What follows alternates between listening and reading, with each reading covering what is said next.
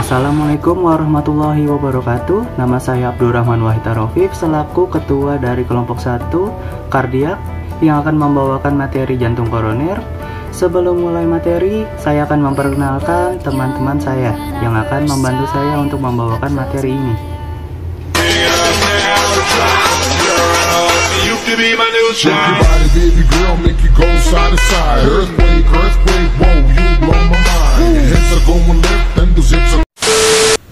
Halo, perkenalkan nama saya Mahsari Sarapi, biasa dipanggil Mahsa. Saya dari jurusan Kesehatan Masyarakat. Yuk kenalan sama teman-teman yang lain. Halo, perkenalkan saya Aditya Puji Pertiwi dari jurusan Kesehatan Masyarakat. Hai, saya Serena Mandayong dari program studi Kesehatan Masyarakat. Halo, perkenalkan nama aku Afra Renisa dari Prodi Kesehatan Masyarakat.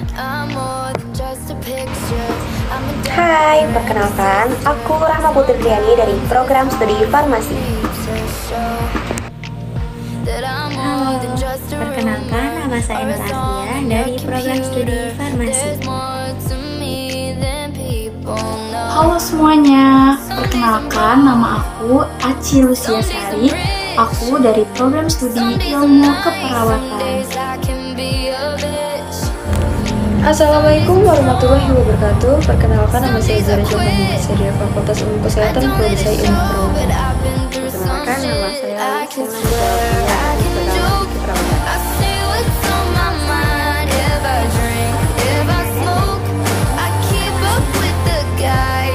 Halo teman-teman semua, perkenalkan nama aku Humaira Putri Sabira, biasa dipanggil Meira. Aku dari jurusan Kesehatan Masyarakat.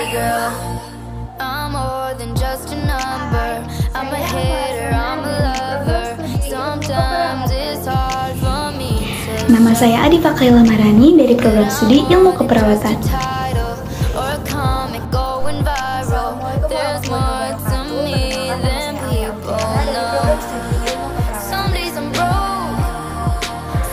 Hai, kenalin nama aku Naya Syedia dari program studi farmasi. Saya Ais Kamala dari program studi farmasi. Halo semuanya, perkenalkan nama aku Ananda Ariela dari program studi Kesehatan Masyarakat. Hai semuanya, perkenalkan nama aku Cindy Amelia dari Prodi Kesehatan Masyarakat. Assalamualaikum warahmatullahi wabarakatuh. Nama saya Aisyah Sinta Bangkis dari Prodi Farmasi. Hai, kenalin namaku Akila Zara Maladina dari Prodi Farmasi.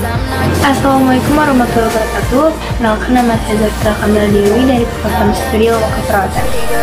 Perkenalkan nama saya Adelia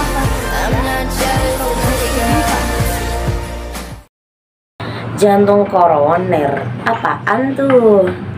Nah, jantung koroner merupakan kondisi di mana pembuluh darah utama yang bertugas memberikan pasokan berupa nutrisi, darah, dan juga oksigen kepada jantung menjadi rusak. Aku akan menjelaskan tentang fungsi utama dari jantung. Fungsi utama dari jantung ialah mengalirkan darah yang kaya oksigen ke seluruh tubuh. Jika seluruh tubuh telah menggunakan oksigen, maka darah yang miskin oksigen akan kembali ke jantung, kemudian akan kembali ke paru-paru untuk diisi dengan oksigen. Jantung memiliki dua selaput yang bernama perikardium yang berfungsi untuk melindungi jantung, kemudian menjaga jantung untuk tetap berada pada tempatnya, dan untuk mencegah terjadinya luka akibat gesekan ketika berdenyut. 2. Kasus di Indonesia. Menurut Organisasi Kesehatan Dunia (WHO), penyakit jantung koroner (ischemic heart disease) merupakan penyebab kematian terbesar di Indonesia. Pada 2016, tingkat kematian akibat penyakit jantung sebesar 122 orang per 100.000 populasi. Angka ini lebih tinggi dibandingkan penyebab lainnya seperti stroke, TBC, atau diabetes. Prevalensi penyakit jantung koroner atau biasa disebut PJK nasional berdasarkan Diskesdas tahun 2013 sebesar 1,5%. Sample Registration System atau SRS Indonesia tahun 2014 menyatakan bahwa penyakit jantung koroner merupakan penyebab kematian tertinggi kedua setelah stroke. 12,9% dari seluruh penyebab kematian tertinggi di Indonesia. Menurut WHO, pada tahun 2021 diperkirakan 17,9 juta orang meninggal akibat congenital heart disease atau biasa disebut dengan CHD pada tahun 2019. Mewakili 32% dari semua kematian global, dan dari kematian tersebut 85% disebabkan oleh serangan jantung dan stroke. Pembahasan berikutnya yaitu mengenai penyebab terjadinya penyakit jantung koroner. Ada beberapa faktor yang dapat menyebabkan penyakit jantung koroner. Yang pertama, tekanan darah tinggi. Tekanan darah tinggi dapat membuat pembuluh darah arteri mengeras dan menebal, sehingga mempersempit dan menghalangi aliran darah ke arah jantung. Yang kedua, kolesterol tinggi. Tubuh kita memang memerlukan kolesterol dalam jumlah yang kecil. Namun, jika kolesterol terlalu banyak di dalam darah, dapat menumpuk dan membentuk plak yang dapat menyebabkan penyakit jantung koroner. Yang ketiga, diabetes. Diabetes dapat membuat pembuluh darah menjadi tebal, sehingga menghalangi aliran pembuluh darah ke jantung. Yang keempat adalah kegemukan. Penderita obesitas mempunyai risiko penyakit jantung koroner 4 kali lebih tinggi dibandingkan pemilik berat badan normal. Setiap kelebihan berat badan 1 kg, peluang kematian akibat penyakit jantung koroner akan naik 1%. 5. Ada kebiasaan merokok.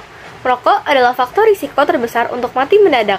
Risiko terjadinya penyakit jantung koroner meningkat 2-4 kali pada perokok dibandingkan yang bukan perokok.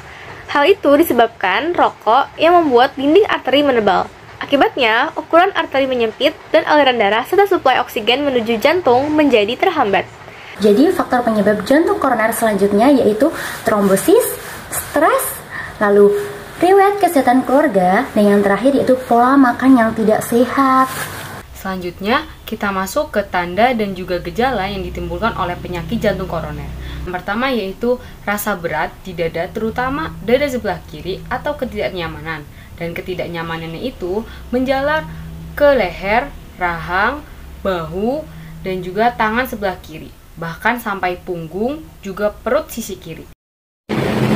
Tanda dan gejala yang kedua adalah keringat dingin, mual, muntah atau mudah lelah, irama denyut jantung yang tidak stabil atau aritmia, yang bahkan dapat menyebabkan henti jantung atau sudden cardiac arrest bila tidak ditangani dengan cepat.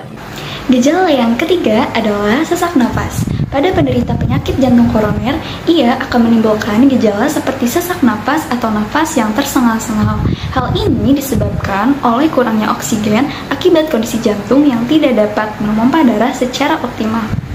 Angina atau biasa disebut dengan angin duduk adalah nyeri pada bagian dada yang diakibatkan oleh penyakit jantung koroner. Di sini saya akan memberitahu kalian bagaimana cara pencegahannya. Yang pertama, berhenti merokok. Kalian tahu kan, perokok sangat berbahaya bagi tubuh. Yang kedua, membatasi minuman yang beralkohol. Dan yang ketiga, mengelola stres dengan baik. 4. Mempertahankan berat badan ideal. 5. Menjalani pemeriksaan gula darah, kolesterol, dan tekanan darah secara berkala. Keenam, melakukan olahraga rutin. 7. Mengkonsumsi makanan sehat dan bergizi seimbang. Jadi kesimpulannya, penyakit jantung koroner ini merupakan salah satu penyakit yang sangat berbahaya.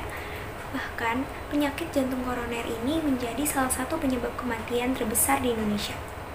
Yang dimana kematian akibat penyakit jantung ini mencapai 122 orang per 100.000 populasi di Indonesia.